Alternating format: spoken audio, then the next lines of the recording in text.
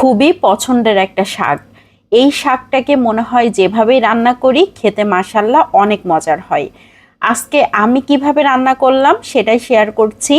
আমার কাছে মনে হয় এভাবে পুঁই শাকটা ভাজি করলে আরও বেশি মজার হয়, গরম গরম ভাতের সাথে অসাধারণ। প্রথমে আমি একটা রান্নার প্যানে কেটে ধুয়ে রাখা পুঁই শাক নিয়ে নিয়েছি। এখন দিয়ে দিচ্ছি 2টা পেঁয়াজ মোটা মোটা করে কেটে, একটা রসুন দিয়ে দিয়েছি একটু মোটা মোটা করে, 8-10টার মতো কাঁচামরিচ ফালি করে দিয়েছি, লবণ আধা চা চামচ, হলুদ গুঁড়ো আধা চা চামচ, সামান্য একটু পানি দিয়ে দিলাম। যদিও শাক থেকে অনেকটাই পানি বের হবে, তারপরেও খুব ভালো মতো সিদ্ধ করার জন্য আমি পানি ব্যবহার করেছি। এখন খুব ভালো করে নেড়েচেড়ে সব কিছু মিশিয়ে নিচ্ছি। অনেকটাই কিন্তু পানি বের হয়েছে, এই পানিতেই খুব ভালো মতো সিদ্ধ হয়ে যাবে। এখন এখানে দিয়ে দিচ্ছি চিংড়ি মাছ। আমি আধা কাপের মতো ছোট সাইজের চিংড়ি মাছ ব্যবহার করেছি। এখানে ছোট সাইজের চিংড়ি মাছটা দিলেই সব থেকে ভালো হবে। আবারও খুব ভালো করে নেড়েচেড়ে সব কিছু মিশিয়ে নিয়ে ঢাকনা দিয়ে ঢেকে রান্না করে নিব যতক্ষণ না পর্যন্ত খুব ভালো মতো সিদ্ধ হয়ে যায়। 8-10 মিনিটের মধ্যে পানিটা একদম শুকিয়ে গিয়েছে, খুব ভালো মতো সিদ্ধ হয়ে গিয়েছে।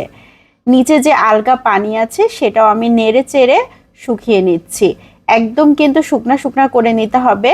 এখন একটা সাইডে রেখে দিচ্ছি। চুলাতে আরও একটা প্যান বসিয়ে 3 টেবিল চামচের মতো সয়াবিন তেল দিয়ে দিচ্ছি।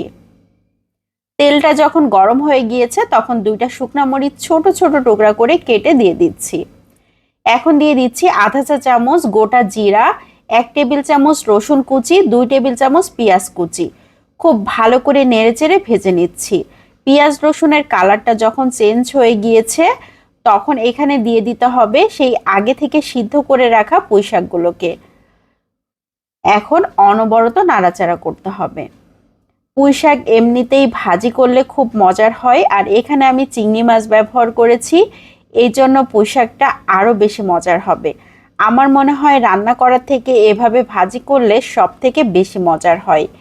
আমি মাঝে মাঝে এটা করে থাকি। এরকম একটা শাক ভাজি হলে আমার কাছে আর কোনো কিছুর দরকার হয় না, এক শাক ভাজি দিয়েই পেট ভরে ভাত খাওয়া যায়। পুঁই শাক ভাজি একদম রেডি হয়ে গিয়েছে। এখন আমি সার্ভ করে নিচ্ছি। আজকের এই পুঁই শাক ভাজিটা কেমন লাগলো সবাই লাইক ও কমেন্টের মাধ্যমে জানাতে পারেন। যদিও স্পেশালিটি তেমন কিছুই না, শুধুমাত্র আমার পছন্দ সেটাই শেয়ার করেছি। ভালো লাগলে বেশি বেশি করে শেয়ার করে দিতে পারেন, অনেকেই দেখার সুযোগ পাবে। আজকের মতো এখান থেকেই বিদায় নিয়ে নিচ্ছি। সবাই ভালো থাকবেন, সুস্থ থাকবেন, আমাদের জন্য দোয়া করবেন।